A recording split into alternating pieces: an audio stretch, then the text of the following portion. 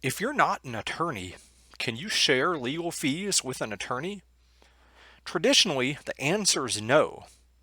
ABA Model Rule 5.4 of Professional Conduct, which has largely been adopted in some form by all states, prohibits this as an offshoot of the requirement that an attorney have independence of judgment.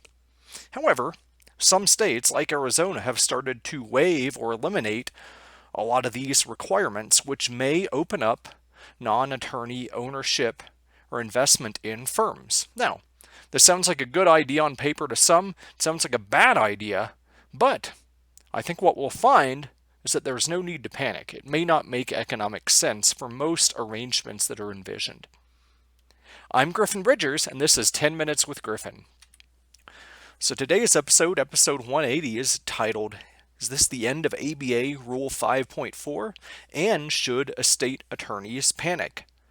And to the latter question, at the very least, my answer is no. Now, this is more of a marketing message today and a marketing discussion, but as always, I want to remind you that this presentation is not intended to substitute for legal or tax advice and is provided for educational purposes only. And if you would like a copy of these slides, please email me at griffin.bridgers@gmail.com. On to our presentation. Now, I've talked about in prior episodes, and I have a recent article in Trusts and Estates talking about this as well, how independent RIAs have started bringing on their own captive estate planning attorney, which sounds great on paper, but for a variety of reasons, my opinion is that a lot of those arrangements just aren't a threat to estate planning attorneys. They just simply do not work. Not because of compliance issues, but because of volume. To truly have this work, you have to have an attorney and an advisor who are both entrepreneurial. And frankly, I think for the unicorn attorneys who would fit that arrangement, there's a better option out there that I'll talk about in a second. But nonetheless, a lot of the restrictions on those types of arrangements of having attorney and advisor under the same roof have started to be lifted in some states, like Arizona, as I'm going to talk about, so that non-attorneys like financial advisors can now fee share with attorneys. Now, there's no need to panic. I'll talk about that in a second, but the context here is that in August of 2020, Arizona's Supreme Court issued a series of orders which allows fee sharing with non-attorneys. This lifted a lot of the teeth out of Model Rule 5.4 in the form adopted in Arizona. Now, I won't get into the specific structures. There's arrangements that are still overseen by Arizona's Supreme Court and still regulated like attorneys, called alternative business structures, and it doesn't get rid of an attorney's duty of independent judgment. That's still there, and there still has to be an attorney in charge. So, the rule still has that central theme, that spirit, and those teeth, and that's not going to go away. Now, there's a lot of room for conflicts of interest and stuff, and that's not really the point of today's discussion. Really, the point was that one of the biggest proponents and beneficiaries of this change, really one of the first to benefit, is an independent RIA in Arizona who will be bringing on an estate planning attorney. Now, a lot of attorneys look at this and view this as a big threat, and a lot of the media type of attention and opinion in the threat to the practice of law is more focused on the size and power of the big four accounting firms to leverage this and compete with big law and medium-sized firms, which until this is adopted in all 50 states, it's going to be really difficult to effectively scale this. And yeah, there will be challenges, especially in areas of practice like tax and estate planning. But with estate planning, there could be opportunities. Now, this is going to be a controversial statement, but I'm going to bring this up in the context of what I'm going to discuss on the next slide.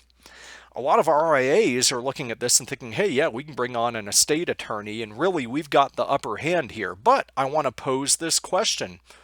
What is to stop an estate planning attorney from creating an independent RIA and using free estate planning as a way to attract clients?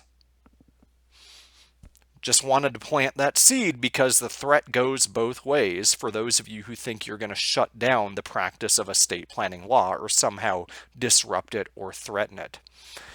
Now, Most smaller scale estate planning operations and even medium scale estate planning operations aren't necessarily going to be threatened.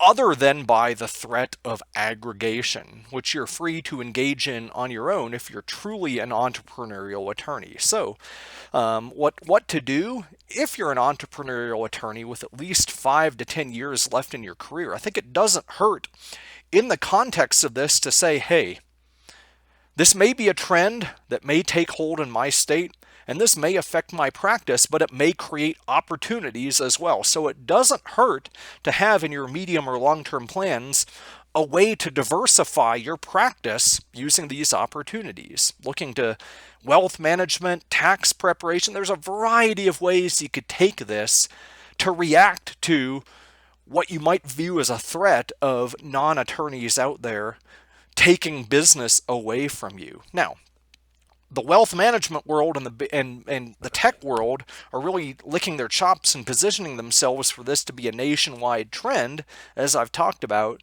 especially in the estate planning world. And if you're a non-attorney tax or financial advisor, keep in mind that it cuts both ways. As I mentioned, this is going to allow attorneys to compete with you as well, and is going to give them more of an incentive to do so. Now, with that being said, I have some rules to live by here, and this is more of the marketing and the motivational part of this. One thing is that nothing in the field of law is viral. Now, private equity, big tech, other things really rely on viral ideas that catch fire quickly and attract a lot of clients so as to recoup an investment. But what has not changed is that law is a relationship-driven business, and that's where you should hang your hat, because that relationship-driven piece is what keeps law from ever being viral.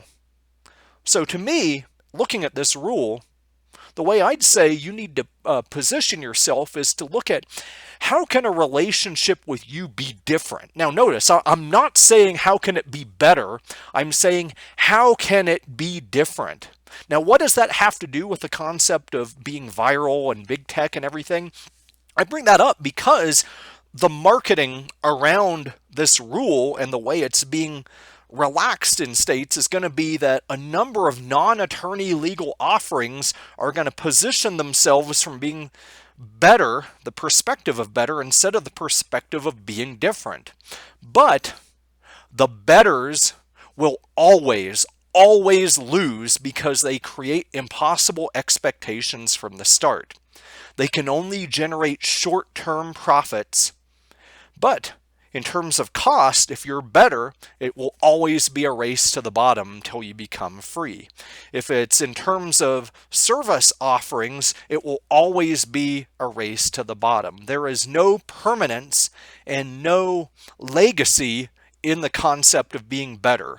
So if you want a long-term stable practice, regardless of these trends, your value proposition is always going to be how are you different and not how are you better. That's my soapbox for the day. As always, if you have questions or topic suggestions, you can email those to me at griffin.bridgers@gmail.com.